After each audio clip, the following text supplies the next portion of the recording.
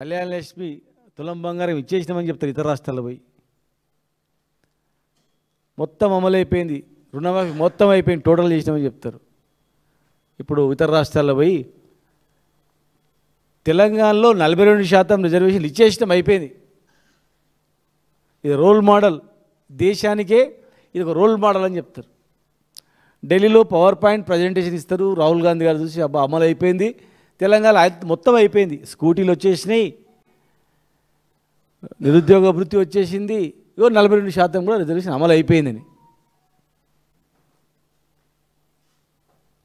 సరే, ఇతర రాష్ట్రాలను మోసం చేయొచ్చు, తెలంగాణ ప్రజలను ఎలక్షన్ కన్నా ముందు చెప్పి మాటలు చెప్పి మోసం చేయొచ్చు, కానీ మళ్ళీ మాత్రం మోసం చేయలేరు. మేము మొదటి నుంచి చెప్తా ఉన్నాం, ఈ బీసీ రిజర్వేషన్ పైన బీఆర్ఎస్ పార్టీ పూర్తి సహకరిస్తుంది. ఏకపక్షంగా పూర్తి ఏకగ్రీవంగా అసెంబ్లీలో తీర్మానం కూడా చేయడం జరిగింది. మేము కట్టుబడి ఉన్నాం, మీరు ఇస్తానన్న 42% రిజర్వేషన్ ఇవ్వండి, మీరు రమ్మంటే ఢిల్లీకి వస్తాం, ధర్నా చేయమంటే ధర్నా చేస్తాం, ప్రధానమంత్రి కలుద్దామంటే ప్రధానమంత్రి కూడా కలుద్దాం, ప్రెసిడెంట్ ఆఫ్ ఇండియాని కలుద్దాం, ఈ విషయంలో అందరం కలిసి చేద్దామన్నారు. కానీ ఏనాడు కూడా అసెంబ్లీ వరకు మాట్లాడిన, అంతేగాని మళ్ళీ ఏ రోజు కూడా ఎంబడి తీసుకపోలేదు, అఖిలపక్ష మీటింగ్ కూడా పెట్టలేదు. ఇంత పెద్ద ఇష్యూ ఖచ్చితంగా అఖిలపక్ష మీటింగ్ పెట్టాలి, దేశంలో అనేక పార్టీలను కలవాలి. తెలంగాణ రాష్ట్రం సాధించడంలో ఒక్క ఎంపీగా ఉండి కేసీఆర్ గారు ఇట్లా చేసిండో, దాదాపు 270-80 మంది ఎంపీలు ఉన్నటువంటి కాంగ్రెస్ పార్టీ కూటమి ఖచ్చితంగా అందరిని కలిపితే ఈజీగా అయిపోయేది. కానీ ఇచ్చే ఉద్దేశం లేదు కనుక ఎవరిని కలవలేదు, ప్రధానమంత్రిని కలవలేదు, ప్రెసిడెంట్ ఆఫ్ ఇండియాని కలవలేదు, ఏ పార్టీలను ఒప్పించలేదు, అఖిలపక్షం ఇక్కడ పెట్టలేదు, అక్కడ పెట్టలేదు. అసెంబ్లీలో తీర్మానం చేసి ప్రెసిడెంట్ ఆఫ్ ఇండియాకి పంపినరు, మళ్ళీ రోజు పోయి ధర్నా చేసిర్రు, కానీ ప్రధానమంత్రిని కలవలేదు. ఉట్టి ధర్నా చేసి పార్లమెంట్లో బిల్లు పాస్ అయితే రోజు 10 ధర్నాలు అవుతాయి దాని జంతర్ మంతర్ దగ్గర. మేము కూడా 100 వేసినాం. ఇవాళ కూడా ఇలా పండుగ పూట కూడా ధర్నాలు ఉంటాయి ఆడ జంతర్ మంతర్ దగ్గర ధర్నా చేసి పార్లమెంట్లో చర్చ జరిపేటట్లు ఉంటే ఈ దేశం ఎప్పుడో ముందుకు పోతుండే, ఇంకా ఆర్థికంగా ఇంకా ముందుకు పోతుండే. ఎలాంటి ప్రయత్నం చేయకుండా బీసీ కమిషన్ వేసి, కాదు డెడికేటెడ్ కమిషన్ అంటే మళ్ళీ వేసి, పార్లమెంటుకు పంపిందాన్ని, ప్రెసిడెంట్ ఆఫ్ ఇండియాని పంపిందాన్ని మళ్ళీ అసెంబ్లీ ప్రొవోక్ చేసి ఆర్డినెన్స్ అన్నారు, ఆర్డినెన్స్ లేదు, ఏం లేదు, మళ్ళా అసెంబ్లీలో పెట్టి చట్టాలు తీసుకొచ్చిండ్రు. ఇలా 2 చట్టాలు తీసుకొచ్చారు, ఒకటి విద్యా ఉద్యోగాలు, 2 స్థానిక సంస్థల రిజర్వేషన్. మేము ఒకటే అడుగుతా ఉన్నాం, కామారెడ్డి డిక్లరేషన్ అంటే 2, 3 కాదు, 100 ఉన్నాయి. మీ చేతిలో ఉన్నటువంటి ఎంబీసీ మంత్రిత్వ శాఖ ఇవ్వకుండా, మీ చేతిలో ఉన్నటువంటి మంత్రి పదవులు ఇవ్వకుండా, మీ చేతిలో ఉన్నటువంటి కార్పొరేషన్ చైర్మన్లలో 42% ఇవ్వకుండా, ఇలా ఎన్నో అంశాలు ఉన్నాయి. బీసీలకు చేసినటువంటి 3 లక్షల గొర్రెలకు డబ్బులు ఇవ్వకుండా, చేప పిల్లలకు 100 కోట్లు ఇస్తామన్నారు, బీసీ ఏ గ్రూప్లో చేస్తామన్నారు, ముద్రాజు అనేక అంశాలను పక్కకు పెట్టి, ఎంబీసీ మంత్రిత్వ శాఖ మీ చేతులను పక్కకు పెట్టి, ఇలా 2 కీలకమైనటువంటివి మీరు బిల్లులు పాస్ చేశారు. సరే, మీరు ఆ 2 ప్రధానమే అనుకుందాం, మేము కూడా ఓకే, కనీసం దానిలోనే ఉందా చిత్తశుద్ధి? ఇలా రిక్రూట్మెంట్ అవుతున్నాయి, మరి ఏ దానిలో నీకు 42% ఇచ్చిండ్రు? ఇలా ఎడ్యుకేషన్లో ఎంసెట్ కావచ్చు, రకరకాలుగా యూనివర్సిటీలు కావచ్చు, మరి ఏ దానిలో 42% రిజర్వేషన్ అమలు అవుతూ ఉంది? ఇలా ఎలక్షన్ల గురించి మాత్రమే తప్పని పరిస్థితి వచ్చినప్పుడు ఇవాళ మీరు నిన్న మొన్న దండమని జీవో ఇష్యూ చేసిండ్రు. మరి ఇదే జీవో 22 నెలలు అవుతుంది కదా, మీరు 6 నెలలు అమలు చేస్తామన్నారు కదా, ఇదే జీవో 6 నెలలు అమలు చేయడానికి జీవో ఎందుకు ఇవ్వలేదు? ఎవరైనా నిజంగా అమలు చేయాలంటే ఫస్ట్ జీవో ఇవ్వాలి, జీవో మీద కోర్టుకు వెళ్తే అప్పుడు నెక్స్ట్ పార్లమెంట్లో చట్టం తేవాలి. టీఆర్ఎస్ పార్టీలు చెప్పింది కరెక్టే, తమిళనాడులో చేసిన ప్రకారమే ఉమ్మన్నారు వాళ్ళు, దాని ప్రకారం మొదమని పోవాలి. 6 నెలల తర్వాత ఈ ప్రాసెస్లో ఉంటే అది అయ్యేదేమో. కానీ మీరు రివర్స్ గేర్లో అటు పంపినరు, ఇక్కడ జీవో తెచ్చిండ్రు, పార్లమెంట్ పంపినరు, ఇక్కడ జీవో తీసుకొచ్చిండ్రు. ప్రధానమంత్రిని కలవకుండా ఎట్లా అమలు అవుతుంది? ఇలా బీజేపీ పార్టీ కూడా మేము బీసీలకు అది చేస్తాం ఇది చేస్తామన్నారు. ఈ 42% చేసి చూపిస్తే చూసినావా, మా దగ్గరికి బిల్లు రాగానే పాస్ చేసినాం, మేము బీసీలను ముఖ్యమంత్రులను చేస్తాం, బీసీ ప్రధానమంత్రినాడు, బీసీల పార్టీ మాది, బీసీల గురించి మేము ఏమైనా చేస్తామని చెప్పుకోవడానికి ఉంటుంది. మీ దగ్గర ఉన్నటువంటి పార్లమెంట్కి వచ్చిన దాన్ని తొక్కిపడేసిర్రు. ఇలా బీఆర్ఎస్ ఉంది తప్ప మీ ఇద్దరు వేరే పని లేదు. రాత్రి మాట్లాడుకోవాలి, పొద్దుగాలు తిట్టాలి అంతే. ఎవరెవరు మాట్లాడుకుంటారో మాకు తెలుసు. బద్ద శత్రులాగా బయట తిట్టుకునేది తెలుసు, లోపల ఎంత మిత్రుత్వంతో ఉంటారని కూడా తెలుసు. ప్రజలకు అందరూ తెలుసు. పిల్లి కళ్ళు మూసుకొని పాలు తాతే ఎవరు గుర్తుపడతారు అనుకుంటే కాదు. అది ఈ ఎలక్ట్రానిక్ యుగంలో ఎవరు ఎక్కడ మాట్లాడుతున్నారు, ఏ హోటల్లో కలుసుకుంటున్నారు, ఏడ మాట్లాడుకుంటారు, రాత్రి ఎంత ప్రేమతో కౌలించుకుంటారు, పొద్దుగాలు ఎట్లా తిట్టుకుంటున్నారు అనేది కూడా తెలుసు. ఈ రెండు పార్టీల టార్గెట్ ఏంటంటే బీఆర్ఎస్ పార్టీని ప్రజలలో ఉంది దూరం చేయాలి, బీసీలను మొత్తం దూరం చేయాలి. ఈ పార్టీ ఏం చేయలేదు అన్నట్లని చెప్పారు. మీరు పంచాయతీరాజ్ చట్టాన్ని తక్కువ చేసారు, బీసీ రిజర్వేషన్ కేసీఆర్ తక్కువ చేసినని చెప్పారు. కానీ కేసీఆర్ గారు తక్కువ చేయలేదు అనేది ఇప్పుడు అర్థమైంది. ఎందుకంటే మేము తెచ్చిన పంచాయతీరాజ్ చట్టాన్ని మేము సవరించిందే మళ్ళీ మీరు సవరించారు. మేము జియో తెచ్చి సుప్రీంకోర్టులో కొట్టేసిందే మళ్ళీ మీరు సేమ్ అదే చేస్తున్నారు. ఏదైతే కేసీఆర్ గారి మీద అభాండం వేసిర్రో ఆ పని మీరు చేస్తున్నారు. చదువుకోలేదు అనుకుంటున్నారా బీసీలు? ఓసీలో ఉన్నటువంటి చాలామంది బీసీలకు రిజర్వేషన్ వద్దనుకుంటున్నారా? మీరు ఇద్దరు ముగ్గురితోనే ఏపీయచ్చు. కానీ చాలామంది కూడా రాజకీయ సమతుల్యం ఉండాలి, లేకపోతే ఉద్యమాలు వస్తాయి, కొట్టుకొని చస్తారు, భవిష్యత్తులో ఉన్న పీఠాలు కదిలిపోతాయి, వాళ్ళకి చైతన్యం వచ్చిందంటే వాళ్ళ ఓటు వాళ్ళు వేసుకుంటే గీంత ఉండదు, వాళ్ళకి ఇచ్చేది ఇస్తేనే మనం కూడా బాగుంటాం అనేటువంటి అవగాహన చదువుకున్న వాళ్ళలో ఉంది. ఇలా మీరు జీవో తెచ్చిండ్రు, కోర్టుకి ఎవరు చూసుకుంటామన్నారు. మీ అనుచరులే జీవో రాకముందే కోర్టులు వేసిండ్రు, జీవో వచ్చిన తర్వాత మళ్ళీ కోర్టులు వేసిండ్రు. హైకోర్టు క్లియర్గా ఈ ఆర్డర్ ఇచ్చింది. మీరు ఎలక్షన్ షెడ్యూల్ ఇచ్చినా 8 లోపల మీరు ఇచ్చినా మా తీర్పుకు అనుగుణంగానే ఉంటుంది, మీరు ఇచ్చిరని చెప్పి ముందుకు పోవద్దని చెప్పి హెచ్చరించింది. కానీ మీరు ముందుకు పోయినరు. మీరు 9th నుంచే మొత్తం ఎలక్షన్ ప్రాసెస్ స్టార్ట్ అయిపోయింది. 9th అక్టోబర్ నుంచి. అంటే మీరు 8th వరకు ఎలాంటి చర్యలు చేపట్టదని చెప్పిన తర్వాత, చేపట్టినా కూడా మీరు కోర్టు పరిధిలో ఉంటారు అని చెప్పిన తర్వాత, అనేక రాష్ట్రాల్లో ఈ జీవోలు చెల్లవని చెప్పి మీరు చూసిన తర్వాత, ఇలా మీరు ఈ జీవోతోనే మీరు ఏమనుకుంటారంటే జీవో ఇచ్చినాము కోర్టుకు పోయినారు మేమేం చేయాలని అనుకుంటారేమో. ఈ జీవో చెల్లదని మీకు తెలియదా? మీ ఆత్మసాక్షిగా మీరు చెప్పండి. ప్రభుత్వంలో ఉన్నటువంటి మీరందరూ కూడా, క్యాబినెట్లో ఉన్న మీరందరూ కూడా మీరు ప్రమాణం చేసి, రాజ్యాంగం మీద ప్రమాణం చేసి మీరు పదవులు తీసుకున్నారు కదా, మీ మనస్ఫూర్తిగా ప్రమాణం చేసి చెప్పండి, ఈ జీవో ద్వారా ఇది అమలు అవుతుందని ఈ భారతదేశంలో ఏ ముఖ్యమంత్రికి తెలియదా? ఏ ముఖ్యమంత్రికి తెలియదు, మీకొక్కరికే తెలిసిందా? మరి అన్ని 8 రాష్ట్రాల్లో ఈ జీవో ద్వారా ఇస్తే కేసు కొట్టేసిరని చెప్పి మీకు తెలియదా? బీహార్లో కొట్టేసిండ్రు, మహారాష్ట్రలో కొట్టేసిండ్రు, మధ్యప్రదేశ్లో కొట్టేసిండ్రు, అంతకుముందు ఆంధ్రప్రదేశ్లో కొట్టేసిండ్రు, కర్ణాటకలో కొట్టేసిండ్రు, తమిళనాడులో కూడా అంతకుముందు జీవో ఇస్తే కొట్టేసిండ్రు. ఇంకా అన్నిటికన్నా ముఖ్యమైనదంటే, దయచేసి ఇది ఎలక్షన్లో నిలబడాలనుకునే తహతాలాటలు వినాల.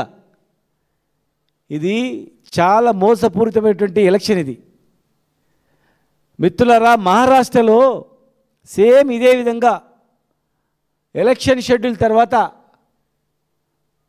కోర్టుకు వెళ్ళిండ్రు.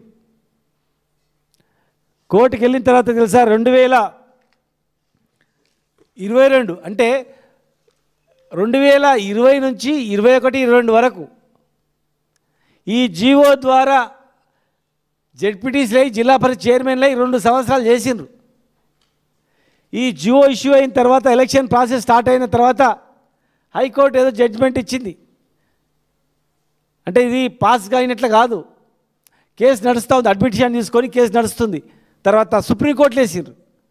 సుప్రీంకోర్టు క్లారిటీగా ఇచ్చింది, ఇది చెల్లదు, ఇమ్మీడియట్గా మీరు దిగిపోవాల్సిందే, డీమ్ టు రిమూవల్ అని చెప్పి ఇమ్మీడియట్గా రిమూవల్ చేసింది. అంటే 2 సంవత్సరాలు వాళ్ళు ఈ జీవో ద్వారా ఎన్నికై జిల్లా పరిషత్ చైర్మన్లుగా, జెడ్పీటీసీలుగా, ఎంపీపీలుగా చేసిన తర్వాత 2 సంవత్సరాల తర్వాత మొత్తం అందరినీ కూడా దింపేసింది. అంటే దింపేసిన తర్వాత వాళ్ళ జీతభత్యాలు కూడా వాపసు తీసుకుంటారు, రికవర్ చేస్తారు. ఇలా కష్టపడి భూమి అమ్ముకొని బంగారం అమ్ముకొని ఎలక్షన్లో పోయి ఎలక్షన్లో నిలబడి గెలిచింది. ఒకవేళ మీరు ఏ ధైర్యంతో ముందుకు పోయినా, అరే కోర్టులు వేసిండ్రు, కోర్టులో రేపు ఏం జరుగుతుందో పెండింగ్ అట్లే ఉంటే ఎలక్షన్ చేద్దాం, ఎలక్షన్ చేసిన తర్వాత బీహార్ ఎన్నికల్లో ఇచ్చేసిన 47% చెప్దామని అనుకుంటుండొచ్చు. కానీ మహారాష్ట్ర మాదిరిగా సుప్రీంకోర్టులో వాళ్ళు కేసు వేసి మరి గెలిచిన 2 నెలలకో 3 నెలలకో 4 నెలలకో ఇది చెల్లదని చెప్పి వీళ్ళందరినీ వెనుకకు పంపిస్తే మరి ఎవని పైసలు వా, ఎవని సొమ్మువా? 42% అని పిచ్చిదమని చెప్పి వాడు పెన్లాం పిల్లల మీద ఉన్నటువంటి భూము బంగారం అమ్ముకొని ఎలక్షన్లను నిలబడి దివాలా తీసి గెలిచిన సంతోషం లేకుండా సుప్రీంకోర్టు జడ్జిమెంట్ రాగానే వెనక్కిపోతే ఆ పైసలు ఎక్కడ పోయినట్లా, వాళ్ళ సంతోషం ఎక్కడ పోయినట్లా? మరి ఏమైపోవాలి? చివరికి నష్టపోయేది ఎవరు? ఆలోచన చేయండి మీరు. సాధ్యపడదని ప్రపంచంలో ఉన్నటువంటి మేధావులందరూ చెప్తున్నారు, ఈ భారతదేశంలో ఉన్నటువంటి న్యాయకోవిదులు అందరూ చెప్తున్నారు, రిటైర్డ్ హైకోర్టు సుప్రీంకోర్టు జడ్జిలు చెప్తున్నారు.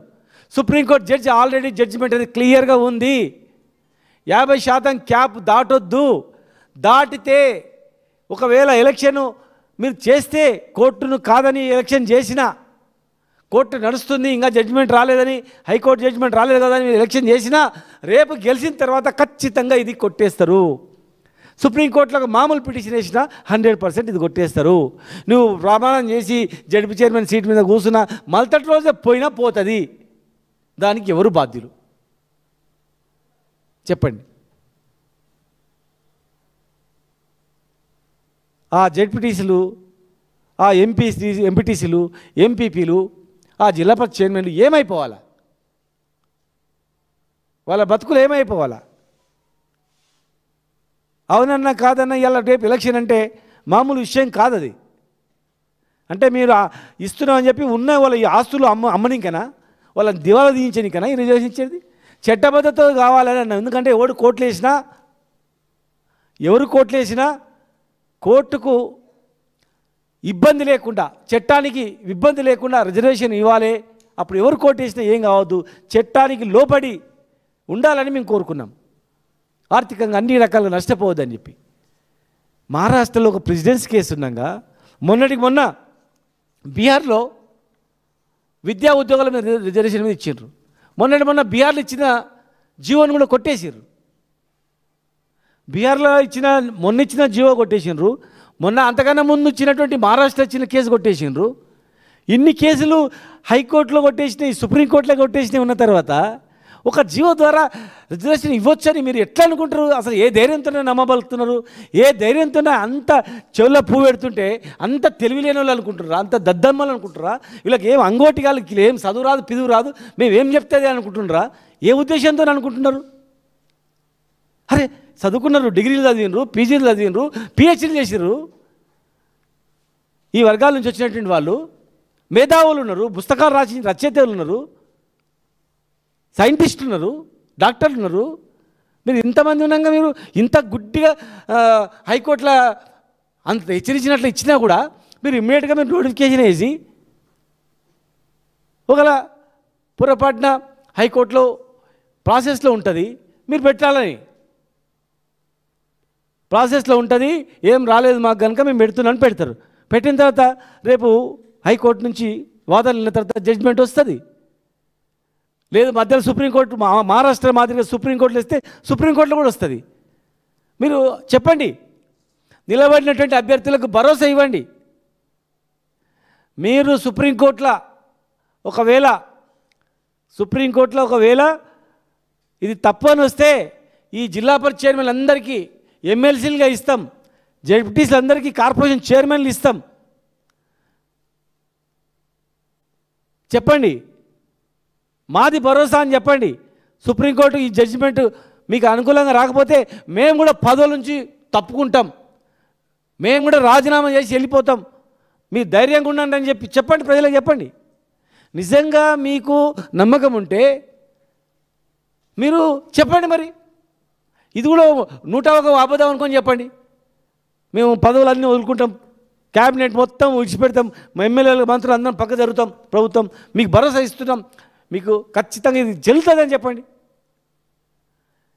అది ఎక్కడ లేదు. కేవలం ఎలక్షన్ గురించి రాజకీయం నడుస్తుంది, ఓన్లీ ఎలక్షన్ గురించి. మరి విద్యా ఉద్యోగాల సంగతి ఏంది?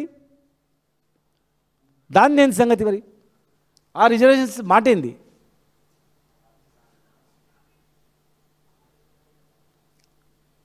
ఈ ప్రజాస్వామ్యంలో కోర్టుకు వెళ్ళకుండా ఉంటారా? 10% రిజర్వేషన్ ఇచ్చినప్పుడు ఎవరు కోర్టు కోలే.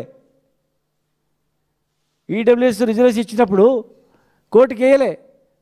అరే నిజంగా అక్కడ పేద వర్గాల వాళ్ళు ఉన్నారు ఓసీలలో, మరి వాళ్ళకు కూడా అన్యాయం జరుగుతుంది, కేవలం ఉన్నత సంపన్న కుటుంబాలు మాత్రమే కాంట్రాక్టులు కావచ్చు, రాజకీయ పదవులు కావచ్చు, ఆ కుటుంబాలే తీసుకుంటున్నాయి, మరి సామాన్యులైనటువంటి ఓసీలలో న్యాయం జరుగుతలేదు, కరెక్టే, వాస్తవమే, మరి ఉంటే ఉండని ఎవరు కూడా పోలే. కానీ ఇవాళ మెజార్టీ ఓట్లతోనే ఎమ్మెల్యేలు, మెజార్టీ ఓట్లతోనే ఎంపీలు, మెజార్టీ ఓట్లతోనే రాజ్యం, కనీసం స్థానిక సంస్థల రిజర్వేషన్ ఇస్తే కూడా మరి కోర్టుకు పోయినారు. సరే ఎవరిని ఆదానిలేం, మేము మొదటి నుంచి చెప్తున్నాం, ఎవరైనా పోవచ్చు. అది మరి కోర్టుకు లోబడి మేము రిజర్వేషన్ అడిగాం తప్ప కోర్టుకు ఎవరు ఓనియకుండా ఆపండి రిజర్వేషన్ అడగలే. మీరు కూడా కామారెడ్డి డిక్లరేషన్లో కోర్టుకు వస్తే మాకు తెలియదు కానీ ఇస్తామంటే మీకు మీది ఏమవుతుంది, 100% ఇస్తారు, కోర్టుకు పోతుంది, కొట్టేస్తారు. చూసినావా, మీకు 100కు 100 ఇచ్చినామంటే చెల్తుంది. అది నిజాయితీ ఉండాలి కదా. ఇలా మీరు ఏం చేస్తారో తెలియదు.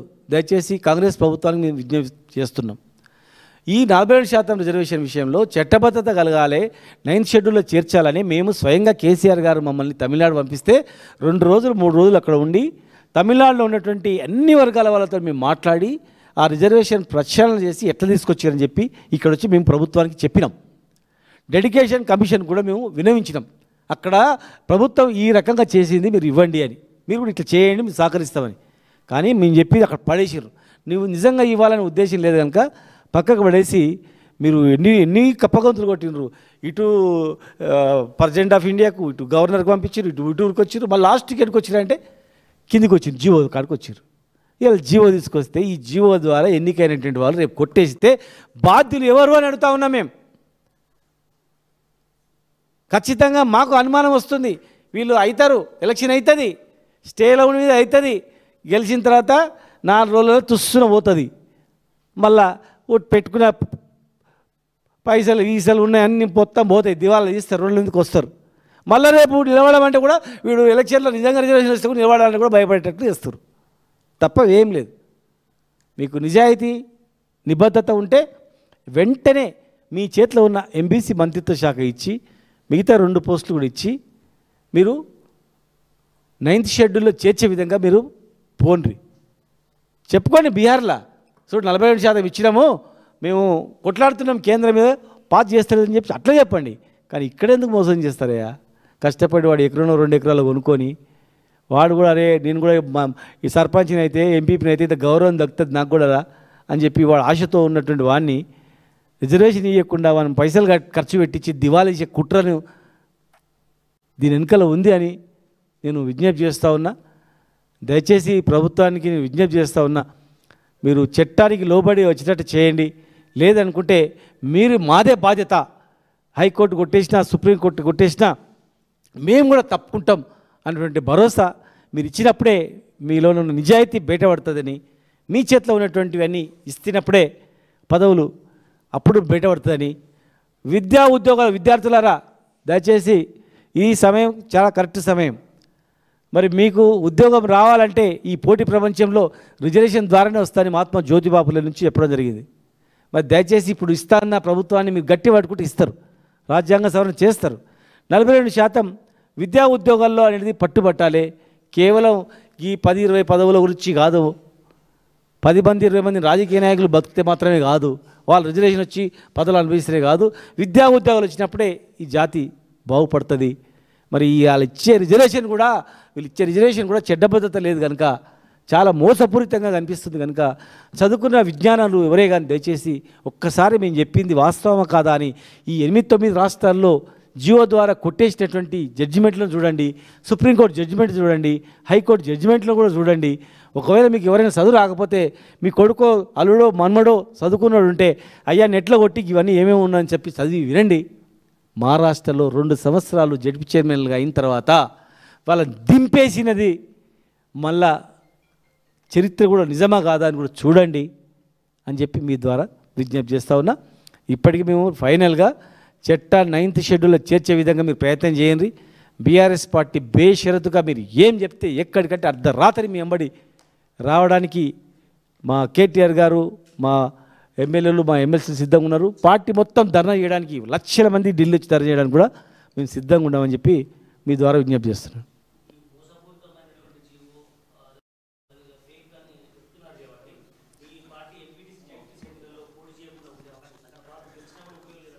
ఇప్పుడు ఎలక్షన్ ఇది అట్లా పోటీ చేయకుండా ఉండడం అనేది కుదరదు. అది పోటీ చేయకుండా అనేది కుదరదు. వీళ్ళకి చేత కాలేదంటారు, లేకపోతే కావాలని తప్పుడు అంటారు, లేకపోతే వీళ్ళకి ఇష్టం లేదంటారు, రకరకాలుగా అంటారు. అది కాదు, అది కాదు, అక్కడ అది కాదు. మేము చెప్పింది మహారాష్ట్రలో 2 సంవత్సరాలు జడ్పీ చైర్మన్ అయిన తర్వాత సుప్రీంకోర్టులో కేసు వేసిండ్రు, ఇట్లనే హైకోర్టులో వేసిన తర్వాత హైకోర్టు ప్రాసెస్ ఉంది కనుక ఎలక్షన్ పెట్టిండ్రు. ఇది తేరకముందే హైకోర్టు జడ్జిమెంట్ జరగకముందే సుప్రీంకోర్టులో వేసిండ్రు, అగనెస్ట్గా సుప్రీంకోర్టు జడ్జిమెంట్కి అగనెస్ట్గా ఎలక్షన్ పెట్టిందని. సుప్రీంకోర్టులో వేసిన తర్వాత వీళ్ళని కొట్టేసింది, 2 సంవత్సరాల తర్వాత వీళ్ళని తీసి పడేసింది. ఇది వాస్తవమా కాదా ప్రజలకు చెప్పండి. మరి మహారాష్ట్రలో ఇచ్చిన జియో ఈ జియోకి ఏమైనా భేదం ఉందా? వాళ్ళకన్నా ఎక్కువ తెలివి మందులు ఇక్కడ ఉన్నారా? ఇది చదవలేదా వాళ్ళు? అసలు ఏందో వివరణ ఇవ్వండి మేము అడుగుతా ఉన్నది. వీళ్ళ పరిస్థితి ఏమవుతుంది? రేపు వీళ్ళని తీసేస్తే వీళ్ళు పెట్టుకునే డబ్బులు ఖర్చులు వీళ్ళ కథ ఏమైపోతుంది? ఆ హోదాలు కూర్చొని మళ్ళీ కింద పడేస్తే వాళ్ళ బతుకులు ఏమైపోతాయని అడుగుతా ఉన్నా.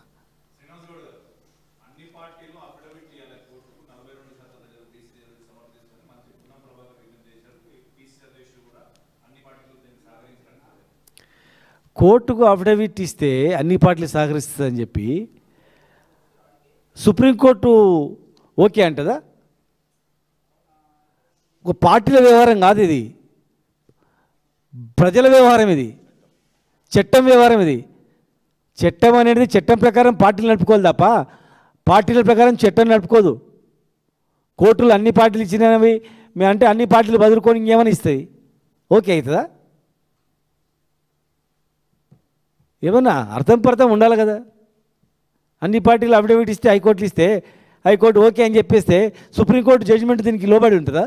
అంటే ఈ గతంలో ఇచ్చిన జడ్జిమెంట్లు అన్ని పార్టీలు ఒప్పుకోలేదు కనుక మేము కొట్టేస్తున్నామని జడ్జిమెంట్ ఏమైనా ఉంటే సూచించమని చెప్పండి, రేపే నిమిషంలో ఇచ్చేస్తాం. అదేం వాదన? అదేమన్నా వాదననా? పార్టీలు ఓకే అంటే ప్రజలు ఇప్పుడు వేసిన ఆయన ఏ పార్టీ? మరి పార్టీ కాదా అని ఆయన పక్క పడేసిండ్రా? నువ్వు పార్టీ కాదా నేను తీసుకోవాలని చట్టం ఏమైనా పక్క పడేసిందా? తప్పది.